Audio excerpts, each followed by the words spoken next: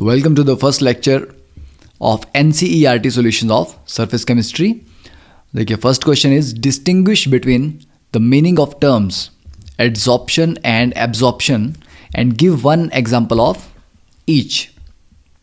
देखिए पहले आपको मैं इसका बेसिक समझा देता हूँ कि एड्सॉर्प्शन और एब्जॉर्प्शन हमें लगता है कि सरफेस केमिस्ट्री का डे टू डे लाइफ में बहुत ज़्यादा एप्लीकेशन नहीं है, पर हमारी डे टू डे लाइफ में जितनी ज़्यादा एप्लीकेशन सरफेस केमिस्ट्री की है, आई डाउट कि किसी और ब्रांच ऑफ साइंस की या केमिस्ट्री में किसी और जो टॉपिक हम पढ़ रहे हैं उसकी इतनी ज़्यादा इन्वॉल्वमेंट होगी जो डे टू डे हम ऑब्जेक्ट्स यूज़ करते हैं, खा रहे हैं, ओके, देख रहे हैं.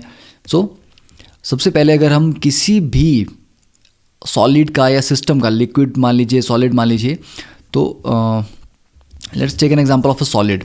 सॉलिड में क्या होता है कि जो टॉप पे एटम्स की एक लेयर होगी, ठीक है, मान लीजिए ये टॉप पे एटम्स की एक लेयर है और उसके नीचे और लेयर्स होंगी. तो सेंटर में जाके जो एक एटम होगा, इसके ऊपर भी एक एटम होगा, इसके नीचे भी होगा, लेफ्ट में भी होगा, राइट में भी होगा. तो सेंटर में, या आप बोल सकते हो कि बल्क में, अंदर जाके जो पार्टिकल है उसको चारों तरफ से फोर्सेस लग रही हैं. So it is under balanced forces. ठीक है, कि चारों तरफ से वो और एटम से सराउंडेड है, तो उसको चारों तरफ से फोर्सेस लग रही हैं, तो ये बैलेंस्ड है. तो बैलेंस्ड फोर्सेस की वजह से इट्स एनर्जी इज लो, तो ये स्टेबल है. जबकि जो सरफेस पे एटम है, फॉर एग्जांपल अगर हम इस एटम की ही बात करें, तो इसके ऊपर कोई लेयर नहीं है. ठीक है, लेफ्ट में है, राइट में है, नीचे भी है एटम, पर इसके ऊपर कोई एटम नहीं होगा. तो इसके ऊपर क्या होगा, अनबैलेंस्ड फोर्सेस लगेंगी. ओके, तो जो सरफेस पे एटम होते हैं उनके ऊपर कोई और लेयर नहीं होती, इसलिए बाकी डायरेक्शन में तो इनको फोर्सेस अट्रैक्शन एक्सपीरियंस करते हैं, बट एक पर्टिकुलर डायरेक्शन में ये फोर्स एक्सपीरियंस या कोई अट्रैक्शन एक्सपीरियंस नहीं करेंगे. तो इसी वजह से हम बोल सकते हैं कि इनके ऊपर अनबैलेंस्ड फोर्सेस एक्ट करती हैं. अब नेक्स्ट इज कि इस अनबैलेंस्ड फोर्स की वजह से क्या होता है, they have a high energy content. तो इनकी एनर्जी हाई होती है, जिसकी वजह से कि थोड़ा रिएक्ट करने में ज़्यादा टेंडेंसी शो करते हैं. तो ये चाहते हैं कि इनके ऊपर भी कोई एक लेयर बने ताकि इनकी अनबैलेंस्ड फोर्सेस ख़त्म हो और इनका एनर्जी कंटेंट रिड्यूस हो. ठीक है, तो इसीलिए सरफेस पे जो मॉलिक्यूल्स होते हैं, एटम्स होते हैं, वो एनर्जी में हाई होते हैं, उनके ऊपर अनबैलेंस्ड फोर्सेस होती हैं. ओके, और इसी वजह से इसके ऊपर मान लीजिए कोई गैस है या कोई लिक्विड है, कोई भी कुछ तो होगा कांटेक्ट में, क्योंकि हम प्योर वैक्यूम में तो कभी भी नहीं रहते, एटमॉस्फेयर तो होता है. तो आसपास इसके ऊपर जो भी एटम्स होंगे ये उनको अट्रैक्ट करेगा. अट्रैक्ट करने के बाद उनको अपने सरफेस पे एड्जॉर्ब करवा लेगा. एड्जॉर्ब करना मतलब सरफेस पे आके वो रिटेन हो जाएंगे. रिटेन होने में बहुत स्ट्रॉन्ग अट्रैक्टिव फोर्सेस भी हो सकती हैं कि ये जो ग्रीन कलर के एटम्स मैंने ड्रॉ किए हैं कि बहुत स्ट्रांगली सरफेस पे जाके चिपक जाएं, या हो सकता है कि रिलेटिवली थोड़ी वीक फोर्सेस की वजह से चिपके. तो वो वेरी करेगा कि किस मैकेनिज्म से ये क्लोज आ रहे हैं. ठीक है, कोई फिजिक्स ऑप्शन है या केमिस ऑप्शन है, बट ये सरफेस पे आके एक लेयर बना देते हैं. तो जब इस एटम के जो हमारा बेसिक सॉलिड था, इसकी लेयर के ऊपर एक और लेयर बन जाएगी, तो एटलीस्ट ये अनबैलेंस फोर्सेस थोड़ी बैलेंस होगी और एनर्जी कम होगी. ठीक है, तो इस एनर्जी को कम करने के लिए ही सिस्टम एड्सॉर्प्शन करवाता है. अब एड्सॉर्प्शन क्या है और एब्जॉर्प्शन डिफरेंस क्या है, तो देखिए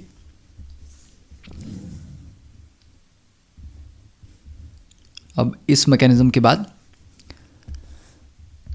अगर मैं कोई भी एक, मान लीजिए दिस इज सॉलिड के सरफेस के ऊपर आके कोई चीज़ चिपक जा रही है. जैसे अगर हम एग्जांपल लें, कभी आप डस्ट में बाहर जाते हैं तो क्या होता है, आपके फेस के ऊपर डस्ट पड़ती है. घर आपके आके आप फेस वॉश करेंगे तो आप देखेंगे काफ़ी डस्ट निकलती है. तो वो डस्ट कभी भी पेनिट्रेट करके स्किन को तो क्रॉस नहीं करती, हमेशा स्किन के ऊपर डिपॉजिट होती है. तो कोई भी चीज़ अगर सरफेस पे आके एक लेयर बना दे रही है पर अंदर नहीं जा रहा, ठीक है, वो अंदर एब्जॉर्ब मतलब अंदर पेनिट्रेट नहीं कर रही है बल्क में, तो दैट इज कॉल्ड एड्सॉर्प्शन. ठीक है, तो ये एड्सॉर्प्शन हो गया. It is a surface phenomena.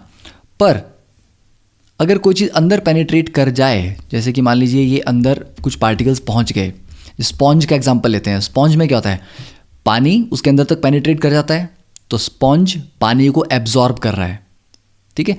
तो ये जो फिनोमेना होगा this will be called absorption, के बल्क में एंटर कर गया है, और ये जो phenomena this is called adsorption, ठीक है। तो बेसिकली आपने टेक्स्ट बुक पढ़ी होंगी, क्लासेस अपनी अटेंड की होंगी, तो आपको इनकी डेफिनेशन तो पता होगी, पर क्यों एड्सॉर्प्शन और एब्जॉर्प्शन होती है ये आपको पता होना चाहिए कि बल्क में जो मॉलिक्यूल होता है उसका बिहेवियर कुछ और होता है और सरफेस पे जो होता है उसका बिहेवियर कुछ और होता है। तो सरफेस वाले हाई एनर्जी में होते हैं, इसीलिए वो एक लेयर अपने ऊपर, एक या एक से ज़्यादा मल्टीपल लेयर्स भी हो सकती हैं, पर उसको एनर्जी कंटेंट को लोअर करना है, ठीक है। एग्जाम्पल इसका एक सिंपल सा एग्जाम्पल लेते हैं, डे टू डे लाइफ में आपको रिलेट करेगा।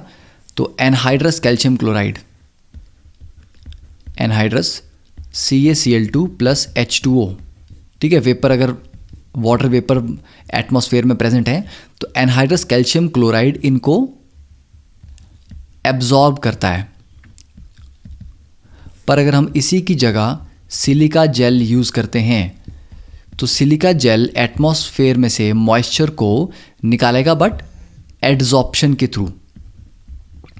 तो दोनों क्या हैं, डीह्यूमिडिफायर्स हैं, मतलब दोनों ह्यूमिडिटी को कम करते हैं वेपर को एब्जॉर्ब करके। तो CaCl2 एब्जॉर्ब करता है और सिलिका जेल एडजॉर्ब करता है। तो these are the two examples, so both are dehumidifiers. Okay, so that is clear. So now let's move on to the question number 2। What is the difference between physisorption and chemisorption. देखिए physisorption में होता क्या है, अब molecule जो हैं या atoms वो सरफेस पे आके स्टिक करना स्टार्ट करेंगे, चिपकेंगे सरफेस पे आके, पर अगर उनके बीच में जो अट्रैक्टिव फोर्स है कि किस अट्रैक्टिव फोर्स से वो आके सरफेस पे रुक रहे हैं, अगर वो फोर्सेस वीक वॉन्डरवॉल्स फोर्सेस हैं तो उस मैकेनिज्म को बोलते हैं फिजियोसॉर्प्शन, कि सिर्फ फिजिकल एड्सॉर्प्शन है, कोई केमिकल बॉन्ड नहीं बन रहा है यहाँ पे, ठीक है। तो in this type of adsorption the adsorbate जो आके चिपक रहा है is attached to the surface of adsorbent, जिसके सरफेस पे एड्सॉर्प्शन होती है, दैट इज कॉल्ड एड्सॉर्बेंट, ठीक है। तो उसमें सिर्फ वीक वॉन्डरवॉल्स फोर्सेस इन्वॉल्व होती हैं। सेकेंड, क्योंकि वीक वॉन्डरवॉल्स फोर्सेस हैं तो कोई कंपाउंड नहीं बन रहा, क्योंकि कोई केमिकल रिएक्शन नहीं हो रहा, जस्ट बेसिक अट्रैक्शन है दोनों के बीच में। तो वॉन्डरवॉल्स फोर्सेस किन्हीं भी दो सरफेसेस के बीच में एग्जिस्ट करती है, किन्हीं भी दो सरफेसेस के बीच में। तो यहाँ पर कोई नया केमिकल कंपाउंड नहीं बनता, कोई बॉन्डिंग नहीं हो रही है, ठीक है, कोई केमिकल चेंज नहीं हो रहा है। तो this is generally found to be reversible, के मान लीजिए ये सरफेस था, ठीक है, इस पे ये ब्लू कलर के एटम्स आके चिपक गए। अब क्योंकि वॉन्डरवॉल्स फोर्सेस वीक होती हैं, तो अगर थोड़ा सा भी इसको हीट किया जाए तो क्या होगा, ये जो मॉलिक्यूल्स ब्लू मॉलिक्यूल्स आके सरफेस पे चिपके हैं, हीट करने पे क्या उनको एनर्जी मिलेगी। तो जिस वॉन्डरवॉल्स फोर्स ने इनको पकड़ के रखा है उस एनर्जी को ओवरकम करके फिर से बाहर चले जाएंगे, फिर कूल डाउन करें तो फिर से आ जाएंगे। तो मतलब रिवर्सिबल है, ठीक है। इनको आप हटा भी सकते हैं सरफेस से हीट करके और दोबारा फिर से एड्सॉर्ब करवा सकते हैं, क्योंकि कोई केमिकल रिएक्शन तो होना नहीं है कि आपको बॉन्ड तोड़ने पड़ेंगे। देन क्योंकि वीक फोर्सेस इन्वॉल्व हैं, इसलिए इनकी जो एंथैल्पी ऑफ एड्सॉर्प्शन है, देखिए जब भी कुछ अट्रैक्शन होती है किसी भी केस में, दो एटम्स या दो मॉलिक्यूल क्लोज आते हैं अट्रैक्शन में, तो अट्रैक्शन की वजह से एनर्जी डिक्रीज होती है, मतलब वो रिलीज होगी। कि इनिशियल सिस्टम की एनर्जी 50 थी, मॉलिक्यूल्स क्लोज आए, एनर्जी 40 हो गई, तो मतलब 10 की एनर्जी रिलीज होगी। तो there is always a release of energy whenever attractive forces are involve. तो क्योंकि वीक अट्रैक्टिव फोर्सेज हैं तो एनर्जी रिलीज भी कम होती है, 20 to 40 kilo joule per mole. Okay, then favoured by low temperature condition, क्योंकि हाई टेम्परेचर कर दोगे तो क्या होगा, वॉन्डरवॉल्स फोर्सेज उनको रिटेन नहीं कर पाएंगी, क्योंकि मॉलिक्यूल्स की या एटम्स की जो एड्सॉर्बेट है उसकी काइनेटिक एनर्जी इतनी बढ़ जाएगी कि वो निकल जाएगा सरफेस से। Then it is a example of multilayer, कि एक लेयर बन सकती है, इसके ऊपर एक और लेयर भी बन सकती है, ठीक है, इसके ऊपर एक और लेयर भी बन सकती है। क्यों? क्योंकि केमिकल बॉन्ड तो बनाना नहीं है, सिर्फ अट्रैक्शन है, तो मल्टीपल लेयर्स बन सकती हैं, ठीक है। So that was physical adsorption. अब केमिकल एड्सॉर्प्शन की बात करें तो केमिकल एड्जॉर्प्शन जैसे कि नाम से ही क्लियर है, it is strong chemical bond बनते हैं, ठीक है, कि सरफेस जो एड्जॉर्बेंट है, देखिए यहाँ पे ये जो एड्जॉर्बेंट है जिसके सरफेस पे आके कोई चीज़ एड्जॉर्ब होगी, मान लीजिए येलो कलर से जो है दीज आर द एड्जॉर्बेट, तो ये जब आएंगे तो इनके बीच में क्या बनेगा, केमिकल बॉन्ड बन जाएगा। केमिकल बॉन्ड बन जाएगा तो मतलब अब फोर्सेस ऑफ अट्रैक्शन क्या होंगी, बहुत स्ट्रांग होंगी, ठीक है। तो स्ट्रांग केमिकल बॉन्ड बनता है between the adsorbate and the adsorbent. Second, क्योंकि केमिकल बॉन्ड बन गया तो नया कंपाउंड बन जाएगा एट द सरफेस, सिर्फ फिजिकल अट्रैक्शन नहीं है कि अटैच हुए फिर कभी भी चले गए, यूजुअली इरिवर्सिबल। क्यों? क्योंकि केमिकल चेंज हो गया वहाँ पे, ठीक है। जब दोनों आपस में कांटेक्ट में आए तो अट्रैक्टिव फोर्सेस इतनी स्ट्रांग थी कि उनके बीच में केमिकल रिएक्शन हो गया, बॉन्ड्स बन गए। अब उसको आप सिर्फ हीट करके तोड़ नहीं सकते, ठीक है, क्योंकि वहाँ पर स्ट्रांग बॉन्डिंग हो चुकी है। अब क्योंकि स्ट्रांग बॉन्डिंग हुई है तो जो हीट रिलीज होगी उसमें एंथैल्पी ऑफ एड्जॉर्प्शन वो भी ज़्यादा होगी, तो ये 40 से 400 किलो जूल पर मोल तक है, okay. And it is favoured by high temperature. क्यों? क्योंकि जब भी बॉन्ड फॉर्मेशन होती है तो आपने कुछ इस तरह का डायग्राम पढ़ा होगा कभी, एक्टिवेशन एनर्जी, ये आपके रिएक्टेंट थे, ये प्रोडक्ट है, तो इसमें क्या होता है, ये इतनी एनर्जी रिक्वायर्ड है। तो किसी भी केमिकल बॉन्ड फॉर्मेशन के लिए जनरली एक्टिवेशन एनर्जी लगती है, तो उसके लिए हाई टेम्परेचर देना पड़ता है, तभी वो एनर्जी प्रोवाइड होगी। And it is an example of monolayer, क्योंकि केमिकल बॉन्ड बनना है दोनों के बीच में तो दोनों को कांटेक्ट में तो आना पड़ेगा। अगर मैं इसके ऊपर एक और लेयर रख दूं तो वो लेयर तो ये नीचे वाले जो एटम्स हैं वाइट, इनके साथ कांटेक्ट में नहीं आएगा ना। जब कांटेक्ट में नहीं आएगा तो बॉन्ड कैसे बनेगा? तो मतलब केमिजॉर्प्शन सिर्फ पहली लेयर के साथ हो सकती है, दूसरी के साथ नहीं होती। हाँ, दूसरी के साथ फिजिजॉर्प्शन हो सकती है। ऐसा नहीं सोचना कि केमिजॉर्प्शन होगी तो फिजिजॉर्प्शन बिल्कुल नहीं होगी। हाँ, ये हो सकता है कि पहली लेयर केमिजॉर्प्शन करे, उसके ऊपर जो और लेयर्स हैं वो सारी की सारी फिजिजॉर्प्शन तो कर ही सकती हैं, because it's a multi layer phenomena, ठीक है। तो फिजिजॉर्प्शन और केमिजॉर्प्शन दोनों साइमल्टेनियसली भी होती हैं। तो ये हो गया difference between the two. Then अब थर्ड एग्जाम्पल, थर्ड क्वेश्चन देखते हैं। Give reason why a finely divided substance is more effective as an adsorbent. अब देखो एड्जॉर्बेंट को करना क्या है, एड्जॉर्बेंट को एड्जॉर्ब करना है सरफेस, ठीक है। तो इसमें एक पॉइंट हम नोटिस करेंगे कि higher the surface area greater the surface energy, ठीक है। क्योंकि जितना ज़्यादा सरफेस एरिया होगा उतने ही ज़्यादा मॉलिक्यूल जो सरफेस पे सारी लेयर है वो अनबैलेंस फोर्सेस एक्सपीरियंस करेंगे, इसलिए उनकी एनर्जी ज़्यादा होगी। तो टोटल सिस्टम की सरफेस एनर्जी बढ़ेगी और ये अच्छा नहीं होता, ये सिस्टम को क्या करेगा, रिएक्टिव करेगा।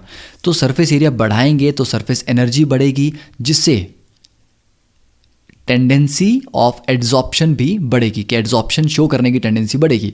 तो अगर आपके पास एक पार्टिकल दिया गया है, इसको मैं इस तरह से तोड़ दूं, ठीक है, तो दो पार्टिकल हो गए।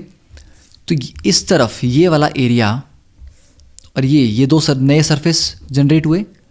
अब इसको आप फिर से तोड़ दो फर्दर, ठीक है, तो आपके पास ये दो सरफेस फिर से जनरेट हुए, तो सरफेस एरिया बढ़ता जा रहा है। तो जितना आप किसी भी पार्टिकल को तोड़ते जाओगे सरफेस एरिया बढ़ता जाएगा। अब ज़्यादा सरफेस एरिया है तो जितना ज़्यादा सरफेस एरिया होगा उतनी ज़्यादा सरफेस एरिया पे आके एड्जॉर्प्शन हो सकती है। कम सरफेस एरिया होगा तो एड्जॉर्प्शन कम होगी, okay. So that is why किसी को एड्जॉर्बेंट की तरह यूज़ करना है तो उसको फाइनली डिवाइडेड मतलब पाउडर्ड फॉर्म में लो, ताकि सरफेस एरिया मैक्सिमम रहे, ओके।